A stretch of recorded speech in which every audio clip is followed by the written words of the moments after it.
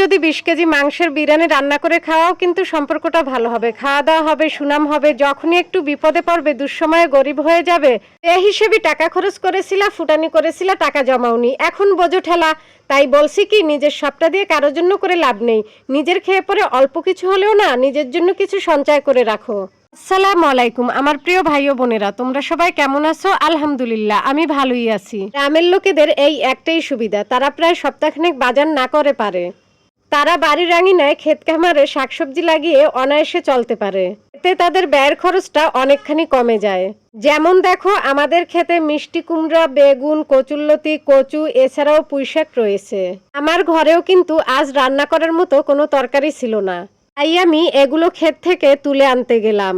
প্রথমে আমি খেতে গিয়ে দেখি মিষ্টি কুমড়ো, অমনি মিষ্টি কুমড়োটি আমি ছিঁড়ে নিয়েছি। তারপরে আমি কতগুলো বেগুন তুলে নিয়েছি। এখন আমি চুল্লতি ও পুঁই শাক তুলে নিচ্ছি। আবার আমি কিছু কচুর ডেগাও তুলে নিয়েছি, তোমাদের ভিডিওতে দেখানো হয়নি। এগুলো কিন্তু সবই বাড়ির আঙিনায় আমার নিজের হাতে লাগানো।